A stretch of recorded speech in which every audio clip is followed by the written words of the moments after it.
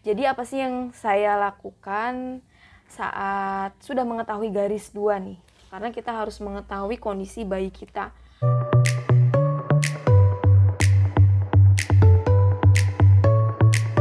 Assalamualaikum warahmatullahi wabarakatuh.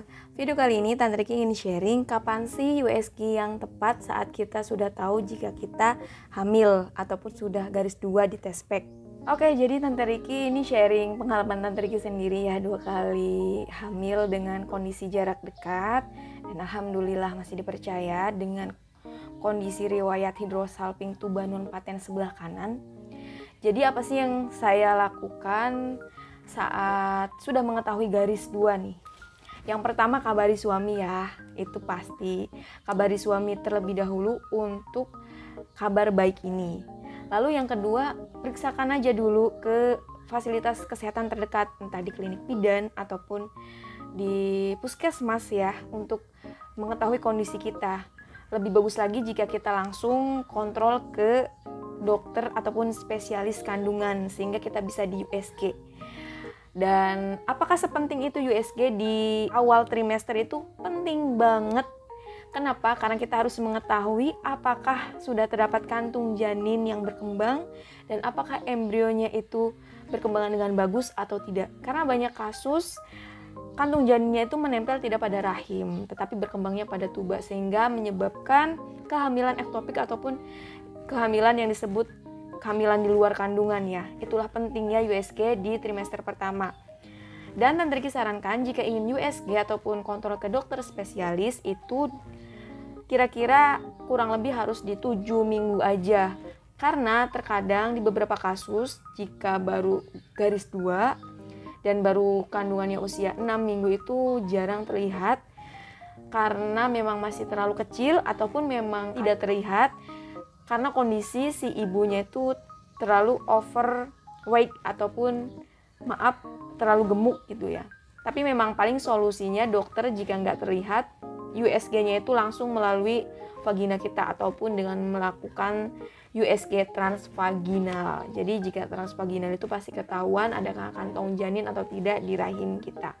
Setelah kita USG pertama itu untuk mengetahui kantong janinnya ada atau tidak dan embrionya berkembang atau tidak, kita konsultasikan dengan dokter apa yang harus kita lakukan dan riwayat apa aja yang pernah kita lalui sebelum hamil ini. Misalkan kita pernah keguguran, kita ceritakan karena nantinya dokter akan memberikan resep seperti obat penguat ya, ataupun sebelumnya kita pernah ngeflek atau gimana, kita konsultasikan dengan dokter dan dokter nanti akan memberikan solusi dan treatment ataupun jalan keluar terbaik untuk kita. Misalkan kita harus bed rest ataupun harus konsumsi obat tertentu agar janin kita kuat, agar tubuh kita kuat, karena memang di trimester pertama ini sangat rentan sekali keguguran. Dan yang paling gak mengenakan di trimester pertama ini kebanyakan memang bunda-bunda itu akan merasakan morning sick, yang dimana hampir morning sick ini dirasakan oleh semua ibu hamil ya.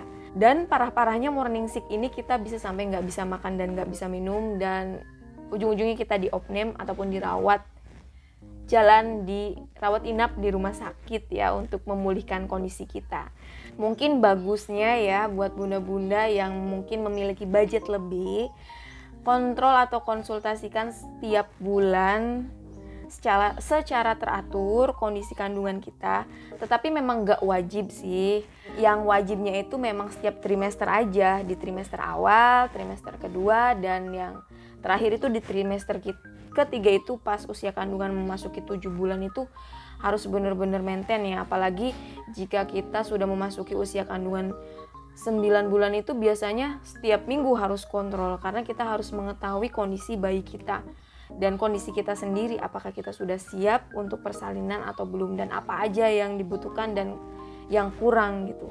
Karena Tante Riki pernah kebobolan kekurangan HB saat mau melahirkan, ketahuannya tuh karena Tante Riki memang gak aware banget untuk mengkonsumsi penambah darah. Jadi penambah darah tuh start di usia kandungan 8 bulan malah, jadi sangat kekurangan HB ya.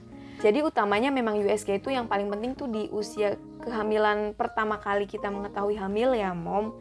Yang kedua di trimester kedua. Dan yang ketiga itu kita bisa USG untuk melihat 4 dimensi itu butuh juga menurut Tante Riki cukup 1 kali dalam 1 kehamilan. Tujuannya atau fungsinya itu agar mengetahui dengan jelas kondisi bayi kita. Apakah bayi kita sempurna atau tidak, raut mukanya, jari-jarinya sempurna atau tidak, ataupun bisa melihat semua struktur organ tubuh bayi kita di USG 4 dimensi ini. Jadi butuh 1 kali aja cukup dalam setiap kehamilan. Dan itu bisa dilakukan di usia kandungan start 6 bulan nih, 6 dan 7 bulan itu sudah bisa. Karena kalau 4 dimensi di usia kandungan 8 atau 9 bulan itu sudah besar ya bayinya. Jadi kayak kurang fokus aja gitu. Jadi kalau 6 bulan itu masih bisa melihat semua organ tubuh bayi karena belum terlalu besar ya. Nah, sisanya USG di trimester ketiga, dan mungkin di trimester ketiga ini kita harus maintain karena agar mengetahui kondisi kita juga. Jadi nggak usah panik ataupun nggak usah terburu-buru euforia dengan kehamilan ini, karena yang terlalu over juga nggak baik buat tubuh ibunya ya. Tante Riki di sini bukan tenaga kesehatan, hanya sharing berdasarkan pengalaman Tante Riki. Karena Tante Riki udah 2 kali hamil dengan jarak dekat, jadi masih sangat ingat, segar diingatan untuk di-sharingkan. Dan tetap konsumsi air putih yang cukup, tetap happy, agar mental kita tetap sehat, bayi kita yang dikandung juga sehat, dan agar persalinan nanti juga lancar. Semoga videonya bermanfaat. Support terus channel Riki dengan subscribe, like, komen, dan share. Tunggu lagi sharing-sharing Tante Riki yang lainnya. Jika ada pertanyaan bisa tinggalkan kolom komentar. Jangan lupa follow Instagram Tante Riki juga ya untuk sharing-sharing tentang promil dan kehamilan setiap hari. Wassalamualaikum warahmatullahi wabarakatuh.